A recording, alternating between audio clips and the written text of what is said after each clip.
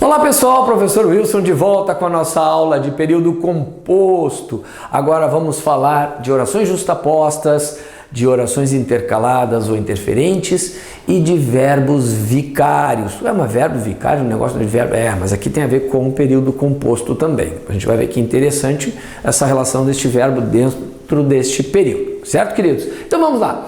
Orações justapostas, como é que eu identifico esta justaposição? Entre as duas ideias não vai haver o elemento coesivo, existe a relação semântica entre elas, mas o elemento coesivo não vai haver.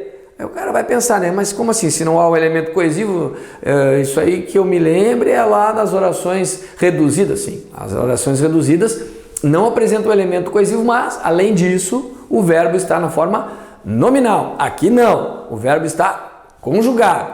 Vamos ver? Vem comigo, olha lá.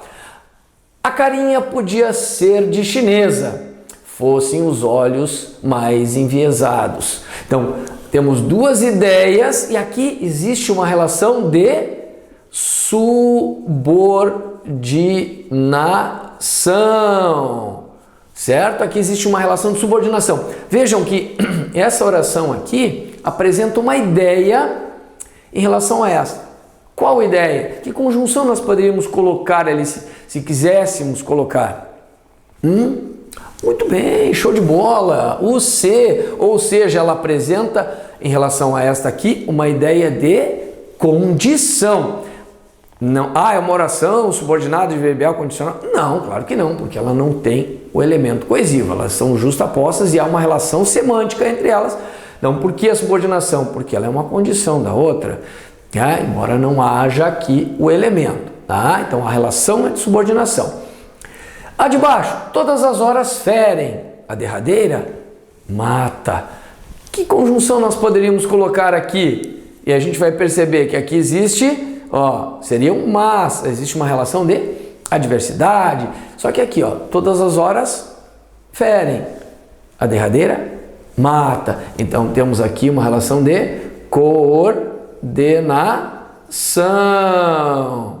Certo, queridos? Facinho, né? Bem tranquilo.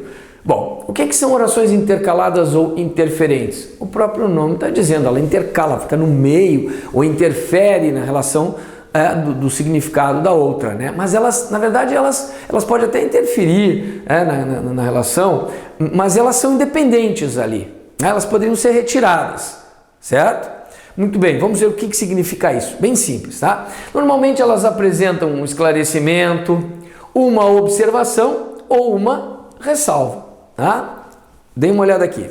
Numa conversa, num papo, e aí o cara diz: o Astolfo, perdoe minha maldade, é muito burro. Então, eu estou querendo dizer que o Astolfo é muito burro, mas aí eu faço aqui uma observaçãozinha aqui no meio, né? Para não ficar tão chato, chamar alguém de burro, coisa mais desagradável. Então, esta oração aqui é a chamada intercalada ou interferente, né? Intercalada ou interferente. Tá bom, queridos? Vejam que eu coloquei vírgulas aqui, certo? Mas nós poderíamos colocar aqui também parênteses ou travessões. Olha o outro exemplo. A política, diga-se de passagem, é a arte do conchavo. Olha, não vamos nem brincar com isso, né? Mas que a verdade é.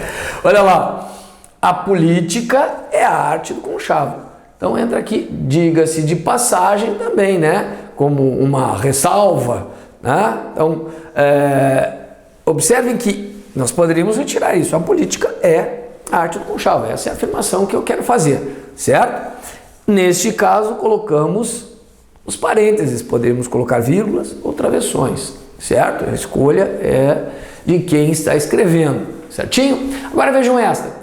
Nenhum destes historiadores, que eu saiba, faz referência àquele episódio. Então vejam aqui, nenhum destes historiadores faz referência àquele episódio.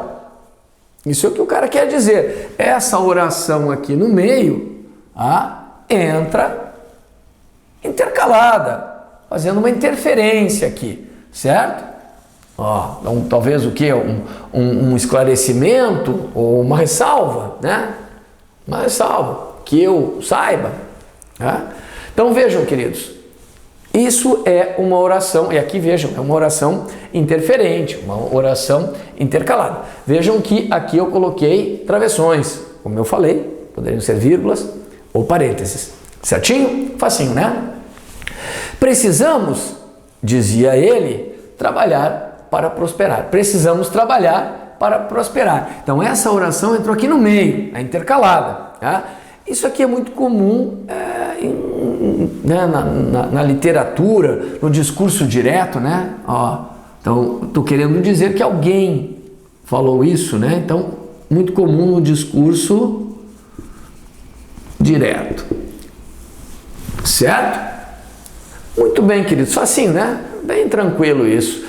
Como eu comentei, muitas vezes essa questão pode ser uma questão de classificação da oração, mas pode também ser uma questão de pontuação, tá? Fiquem ligados, bem tranquilo. Verbos vicários, olha que interessante, esses verbos são verbos que substituem outros. Os mais comuns são o fazer e o ser, tá? São os que mais aparecem constantemente. Vejam a frasezinha que eu coloquei aqui. Elisa chorava, mas não o fazia com muita vontade. Eu repeti 2 vezes aqui, ó. Que caneta ruim, né? Deve ter um problema com essa caneta aqui. Com muita vontade. Deixa eu consertar isso aqui agora, não vai ficar muito feio. Vou pegar a canetinha preta aqui. Aqui. Com muita vontade. Muito bem, era a vontade que o professor tem de escrever, né? Que você repetir as coisas. Então, Elisa chorava, mas não o fazia, mas não chorava com muita vontade. Então, vejam que fazia está substituindo o chorava. Tá? Não se repetiu ali o verbo, usou-se o verbo fazer. Tá? Certamente, se desistiu do passeio, foi por motivos pessoais. Então, vejam aqui, ó, certamente, se desistiu do passeio, foi, ou seja, desistiu por motivos,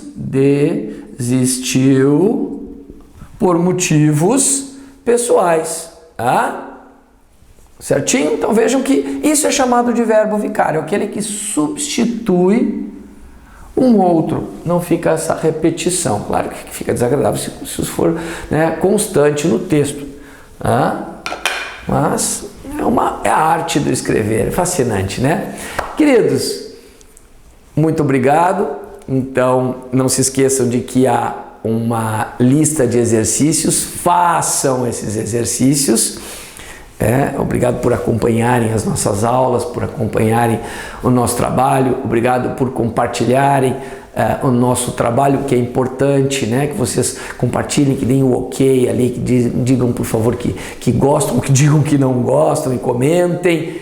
É a forma de nós, com o compartilhamento de vocês, e essa é a forma de nós mantermos esse trabalho, que é um trabalho muito bonito, né? Nossas aulas são gratuitas, feitas para vocês, então se inscrevam no canal e nós estaremos aqui à disposição sempre de vocês. Grande abraço!